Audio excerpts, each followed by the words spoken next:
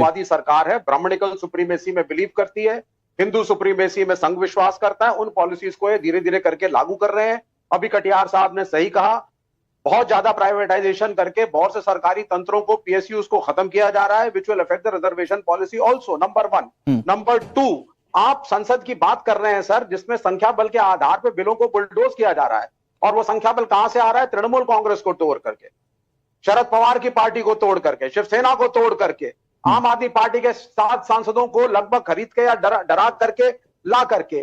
क्या आप इस संसद की इस कार्रवाई को, इस तोड़ फोड़ को जस्टिफाई करेंगे एज अ जर्नलिस्ट? आप नहीं करेंगे, आप पढ़े लिखे आदमी हैं। आप कहेंगे this should not be done, it should be morally correct. और आप जो बीजेपी वाले हैं, you are getting votes between 35% to 40% of the total votes polled, यानी कि 65% वोटर आपके खिलाफ हैं। लेकिन आप बिना डिस्कशन के आप बुलडोज करते हैं, वंदे मातरम बिल ले आओ, फार्मर बिल ले आओ, लेबर कोड लागू करो, और आप जब बिल आ जाता है तब आप बैठ करके समझाते हैं लोगों को। देखिए, इसमें आपका बड़ा फायदा है। डिस्कशन पहले होना चाहिए, जनता के बीच में पहले जाइए। तो विवेक जी, आप ये कह रहे हैं डिस्कस करिए, लोगों से आप ये कह रहे हैं कि अगर सरकार के पास संख्या बल है और सरकार वो संख्या बल इकट्ठा कर ले रही है, क्योंकि वो तो लोकतांत्रिक एक तरीका है ना। हाँ ठीक है, मैं उसको आइडियोलॉजिकली हो सकता है सपोर्ट ना करूं, लेकिन वो लोकतांत्रिक तरीके में रहकर सरकार कर रही है ना। नहीं सर, तो फिर उसको, अगर वो लोकतांत्रिक नहीं है तो उसको कोर्ट में चैलेंज किया जाना चाहिए, उस पर राजनीति क्यों नहीं है? सर आप लोकतांत्रिक इसलिए नहीं है कि मैं एग्जांपल दे देता हूं आपको। 7 सांसद आम आदमी पार्टी के थे, एनफोर्समेंट डायरेक्टरेट 2 के घर गई, एक ने भाजपा ज्वाइन कर ली, आज उसको पद दिया गया है बीजेपी के अंदर अभी, I think he is a secretary. और जो दूसरा वाला था जिसने बोला मैं आम आदमी पार्टी में रहूंगा, वो जेल में है। सर ये तो हाइपोथेटिकल और राजनीतिक बातें है ना। हो सकता है बीजेपी को कामकाज पसंद आ रहा हो सकता है बीजेपी इस तौर पर देख रही हो कि ये नेता पार्टी को आगे लेकर जाएगा। आपकी हाइपोथेटिकल चीजों से सियासत नहीं चल सकती ना सर। देश अब सड़क से चलेगा। हाँ, ये आप सुन लीजिए, देश सड़क से चलेगा। लाख रपेट करके मैं कोई डिप्लोमेटिक बात, और अगर सड़क से चलेगा विवेक जी देश, अगर सड़क से चलेगा देश, तो क्या आपको लगता है कि लोकतांत्रिक वैल्यूज बचेंगे? हर छोटी बात को लेकर क्या सड़क पर ही संग्राम होगा? क्या लाठीचार्ज होगा? क्या पुलिस को पीटेंगे? हाँ, तो आप ये क्वेश्चन सरकार से पूछिए कि ये स्थिति क्यों आई कि इलेक्शन कमीशन से लेकर के, लीगल प्रोसेस से लेकर के, पार्लियामेंट की सीटों को लेकर के हर चीज मैनिपुलेटेड लगती है, और लगता है सिस्टम सारा का सारा तंत्र इन लोगों के हाथ में है और फ्री एंड फेयर कुछ हो नहीं रहा है। ठीक है, तो जब अनिरुद्ध प्रताप सिंह जी, नहीं हमारे पास ऑप्शन क्या है? ठीक है, अनिरुद्ध प्रताप सिंह जी जवाब दे दीजिए। हाँ अनुराग जी, मैं सोच रहा था सबसे पहले अखिलेश जी का जवाब देने के। नहीं, मुझे लगता है विवेक जी ज्यादा गंभीर बातें कह रहे हैं, अखिलेश जी की बात करेंगे। डिस्ट्रिक्ट में नक्सल तो जी, मैं वही कह रहा था, वो कह रहे हैं आंदोलन हो रहा है तो ये सरकार की नाकामियां हैं, क्योंकि कांग्रेस तो उनको निपटाने में लगी है। हाँ, मैं उसी बात पे आ रहा हूं। 183 डिस्ट्रिक्ट के अंदर नक्सलवाद खत्म हो गया, कम्युनिस्ट पार्टी की गवर्नमेंट खत्म हो गई। लेकिन विवेक जी को जो भी डिबेट में सुन रहा होगा, कह जरूर रहा होगा कि यही लोग हैं जो दिमागी नक्सल हैं।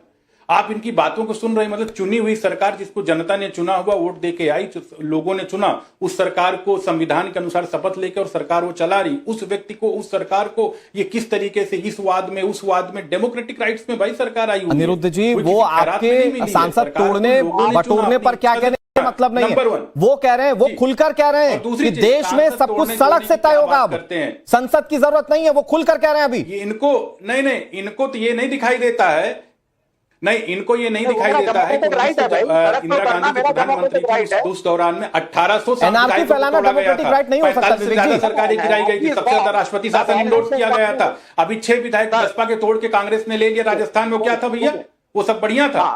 गजब का लॉजिक उठा के आप लोग देने लगते हैं। इन लोगों का आदत है कि डिबेट कहीं और हो रही, डिरेल कहीं और। ठीक है, क्योंकि जो विवेक जी 10 सेकंड्स मोर आपके, उसी को अनिरुद्ध जी आ रहा है, विवेक जी 10 सेकंड मोर, जाता जी आपके पास आ रहा हूं, अश्विनी जा रहा हूं। हाँ, माननीय अटल बिहारी वाजपेयी जब पेट्रोल की बढ़ी हुई कीमतों के खिलाफ प्रोटेस्ट करना था, बैलगाड़ी लेकर के, पूरा काफिला लेकर के कांग्रेस के खिलाफ पार्लियामेंट तक पहुंच गए थे। किसी ने नहीं रोका, किसी ने लाठीचार्ज नहीं किया, आए, ज्ञापन दिया, मीडिया ने कवरेज दी और चले गए। इसको कहते हैं प्रजातंत्र। 10 बार हम संसद भवन गए हैं, मैं खुद मार्च किया 10 बार, और ज्ञापन देकर के आए, किसी ने हमला नहीं किया।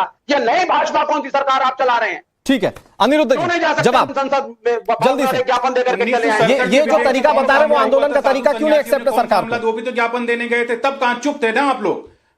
हाँ, तब तो आप चुप थे, आपकी सपोर्टिव सरकार चल रही थी उस टाइम, तब तो आप चुप थे। लड़कियों के 1967 में आपने क्यों गोली चलाई? 7 नवंबर 1966 को आपने गोलियां क्यों चलाई? ज्ञापन तो तब भी दिया जा रहा था, तब तो आपकी सपोर्टिव गवर्नमेंट थी विवेक जी उस टाइम पर। तो पर प्रोटेस्ट तब करना आपने गोलियां क्यों चलाई थी साधु सन्यासियों पर?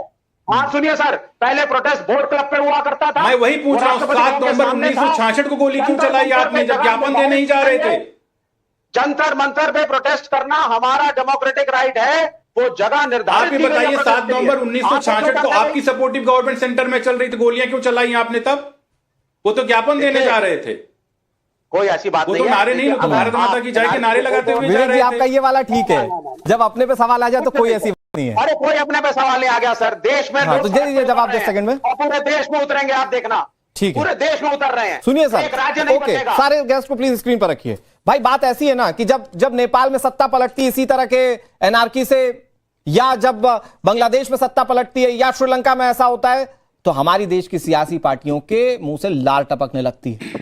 इसीलिए सवाल पूछा जाता है कि क्या आप उस तरीके से देश में सत्ता बदलना चाहते हैं, चुनी हुई सरकार को हटाना चाहते हैं? लेकिन अश्विनी जी ठीक है, मैं आ रहा हूं विवेक भाई, फिर आ रहा हूं आपके पास। अश्विनी जी, जो अखिलेश कटियार कह रहे हैं, जब मौका था, देश में इतने साल राज किए, तब तक तो आप ओबीसी के लिए कुछ नहीं किए, मंडल कमीशन की रिपोर्ट लागू नहीं कर पाए, वो तो वीपी सिंह सरकार में आया तो उन्होंने की। तो जब आप थे सत्ता में तब आप कुछ कर नहीं पा रहे थे, और आज आपको 2017 के चुनाव से पहले MY समीकरण का M दिख रहा है, माफ कीजिएगा वाई दिख रहा है आपको, एम भी दिख रहा है, वो M भी दिख रहा है, लेकिन अभी इस वक्त ज्यादा वाई दिख रहा है। अनुराग भाई, हम लोगों की कांग्रेस पार्टी की राजनीति जो है वो इंक्लूसिवनेस की है, 90% लोगों की है। भारतीय जनता पार्टी के 10% लोगों की नहीं है, जो 10% मतलब ओबीसी की नहीं है।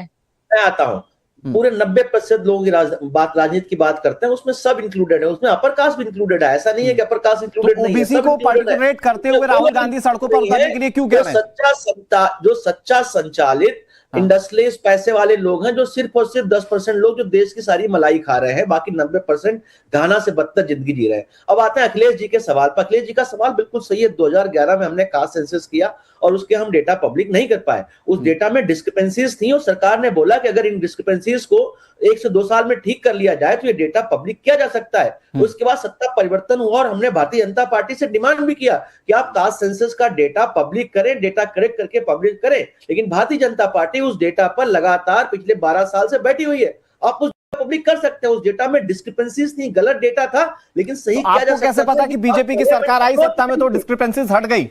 आपको कैसे पता? सरकार ने उन खामियों के लिए काम किया, ये आपको कैसे पता? हो सकता है काम ही ना किया और सरकार नए सिरे से करवाना चाहती है। करना चाहिए ना, हमने कास्ट सेंसस कराया, ये दूसरी आने वाली सरकारों की जिम्मेदारी होती। जो और सर सुनिए ना, और उत्थान जो है ना ओबीसी का या किसी भी रिजर्वेशन का उत्थान सिर्फ ये नहीं है कि आप कास्ट सेंसस करा लें, आप उसके लिए क्या इंटेंशन रखते हैं वो बहुत जरूरी है। तो 1991 में मंडल कमीशन की रिपोर्ट को लेकर आप लोगों के इंटेंशन तो बहुत क्लियर पता है देश को। आज वोट बैंक दिख रहा है, आज दिख रहा है कि छोटी पार्टियों का कैसे वोट बैंक अपनी तरफ किया जा सके, तो आज आप लोग उधर भी कूद गए। अनुराग भाई, आप ये कितना भी शकुनी चाल चल लो, हमको लड़ाने की कितनी भी कोशिश कर लो, इंडिया गठबंधन अखंड है। अरे सर, आप जाइए अंशु मलिक को, वो अंशु मलिक को जाइए देखिए और इमरान मसूद को देखिए। मेरी शकुनी चाल छोड़ दीजिए, आप वो वाली तस्वीर एक बार देखिए फिर कहिएगा। ठीक है अखिलेश कटियार जी, जल्दी से 20 सेकंड उसके बाद सुजाता जी के पास। हम साथ हैं। 20 सेकंड। हाँ अखिलेश जी। मैं अनुराग जी सिर्फ एक बात कहना चाहता हूं कि इस देश में जब किसानों का हक मारा गया, इस सरकार ने बहुत सारे किसान शहीद हो गए, बहुत सारे बच्चे जो नीट की परीक्षा की वजह से उन लोगों ने आत्महत्या की, पिछड़ी जातियों के ट्रेड हक को, हकूक को खत्म करके आपने आरक्षण खत्म कर दिया। इस पिछड़ी जातियों के पास आंदोलन करने के अलावा, सरकार का सामना करने के अलावा पिछड़ी जातियों के पास कोई रास्ता नहीं है।